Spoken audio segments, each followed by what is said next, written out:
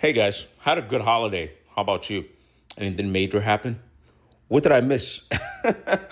Well, it looks like the Afro Canadian one, Aubrey Drake Graham, does not give two damns about our American holiday. He doesn't give a damn about grilling or your little fireworks. Because late in the evening yesterday, Drake posted some cryptic on the gram, says 9 p.m. Be there. I'm like, be there for what? Be where? Well, he was talking about the tube. Started screaming. And you know what? Maybe Drake doesn't need to stream with anybody else. Just stream by yourself, because eventually we all got there at 9 o'clock. He was a little late, but he showed up. And the Iceman himself popped up at some kind of warehouse. I don't know. At first, I'm not going to lie to you, I was a little skeptical. Looked a little scammy. Brother, what are you doing in here? Are you held hostage? But no, it looks like it's a new rollout, right? Sort of like a new alias, right? I got like a six guy thing. Now, I don't think this next album is going to be called that per se, right? But as you can see up top, Iceman, your event supply is on ice stuff. And it's, again, got that blue collar type feeling. And Drake comes in and he does a lot of stuff before we even get into the music, right? I'm going to need you, Aubrey Angels, same way I was being very, very, very, and I do mean very unkind to K-Dot cult members. I'm going to do the same to you lots.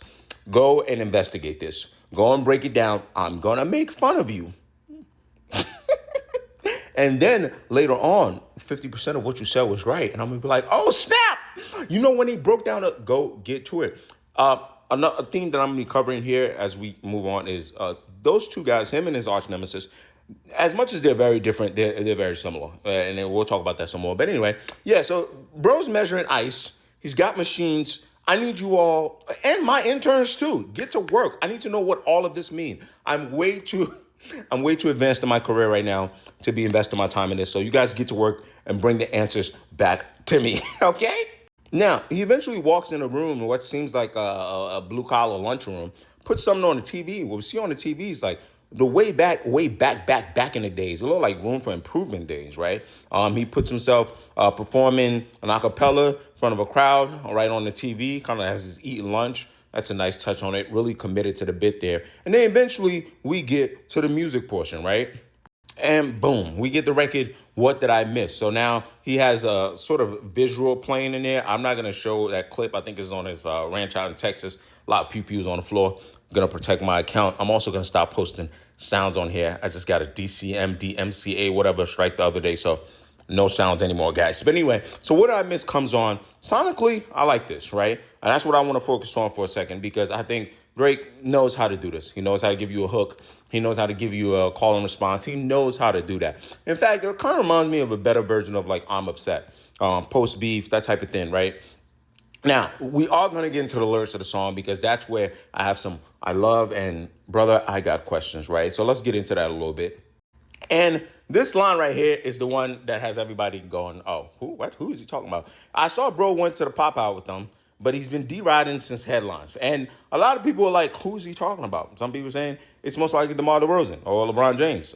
Some people are pointing Tyler, the Creator, who I know used to be or was, I don't know, is a huge Drake fan. But you know the LA connection, the Cali connection there with him, Kendrick, and that's his friend, right? So that's that. So what's funny about this is it can apply to a lot of people. Now, let me say this and what I'm thinking about the Iceman era, and I think I've been right about the big three on this stuff. I think this is going to be the most introspective Drake album we're going to get, in terms of not only, because he has an ability to be introspective, talking about relationships, particularly with women, but I think we're going to get a lot more, just a little more. But the thing is, it's still going to have the Drake sprinkled on it. It's still going to have the melodies. And that's why I said, let me transition. I said him and his arch nemesis, K-Dot, they're pretty much very similar in the sense that I said this was going to be Kendrick's most fun album, GNX, and he did that. But it still had Kendrick mixed on it. Like, he still gave you a reincarnated. He still gave you, Man in the Garden, meaning that they both have an ability to do a bit of what the other does, but they really like their pocket. They really like so Drake really loves his melodies. He really loves hooks. He really loves hits, right? So he'll do introspective because he knows he needs it post-battle, but then there's that. Now, next thing I want to go is the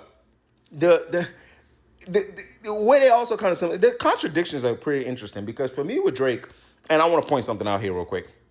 This record was released under Republic Division of UMG, so it looks like it's business as usual while the litigation is going on. I saw that. I haven't done much updates on that because I might want to make one full video when it's all said and done, or maybe they settle, or in the documentary that I'm working on, I'll probably talk a lot about that more later on this month. But anyway, as you can see, Drake can drop when he wants.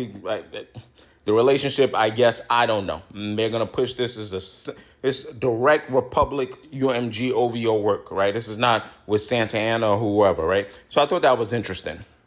But with that said, though, again, the contradiction sometimes with both of those guys is always interesting because you got to be able to compartmentalize to listen to both of them. But why each fan base really loves their guy is because they lean on like one thing, right? So like if you're a huge Drake fan, you really love Drake because you love melodies, you love the sort of vulnerability of like talking about relationship, like you, right? If you love Kendrick, you love like the avant-garde way he goes in and themes, right? But at the end of the day, they kind of do a lot of contradictions. In this case, I'm just focused on Drake. The contradiction is like you have this litigation going, right? And I get it. It's supposed to be you and the label. You kind of went the some sexy songs for you, F a rap beat from trying to get the party lit. And then now on your Iceman rollout, though, you are going to do what I actually don't have a problem with. It's just like, oh, I have to be able to compartmentalize. So you're going to do both, which is, okay, let me talk about what just happened post beef while still making sonically good songs. These are the guys I got, and you know what I mean? So that's all very interesting to me. And I think that luckily for me, and because I like these guys, so I'm always going to try to find like a good solid balance. I do have an ability to kind of see like, okay, part of why I've liked Drake is his ability to do I'm singing, I'm rapping, I'm tough, but I'm vulnerable, right? Like, you know what I mean? Drake rides around, going in the city, and he starts playing the Supermax record. And then somebody says something, F Drake. I don't know if they planned that, but I thought that was interesting that they left that in there because this is an IRL stream. I have no idea how they pulled this off, but that was very interesting to me. And I think that if it was to send a message like, I'm not running away from conflict. Now, speaking of conflict, I want to go back to one more thing. As Drake is moving around with this Iceman thing, he's playing Supermax and his, the song is What Did I Miss? And it's kind of like when I just forget all the other part that I think may resonate with people. The What Did I Miss for me as a lyricist, I think a lot about like what that means to him. And I find it interesting that he's being pretty clear that like, yo, I usually don't get caught slipping. This is how I interpret it. But I did this one time. And you know how Pusha and Kendrick got that song, Whips and Chains, or whatever, Chains and Whips or whatever? I remember on Churchill Downs, and there was another user that pointed this out, like a lyric page, right? But it just hit me like a ton of bricks. Remember, this is the song when he says, lucky me, people that don't F with me are linking up linking up with people that don't F with me to F with me, right? Remember that? And then he says on that same song, whips and chains like a dominatrix. I see y'all spit in your faces. Daytona with the green faces. Bro, this was like 3+ years ago. This was like 3+ years ago. I don't find it a coincidence that the name of the Kendrick and Pusha song is going to be called Chains and Whips. I don't find a coincidence that Daytona is on here. I know it's a double entendre with the watch and stuff. I get it, the whips and chains, I get it, but I don't find that a coincidence, right? Like, it's not a coincidence to me.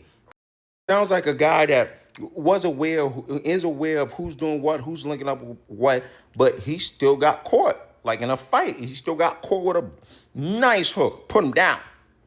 And I think when you are that type of guy, right? You're almost like damn near the invisible hand, right? You see everything. You're one of the biggest earning guys in rap, this, that, and the third. And you have so many connections and you see everything. And then you get caught. French, Rick Ross, Future, this guy, that guy. You're like, oh, damn. What did I miss, right? I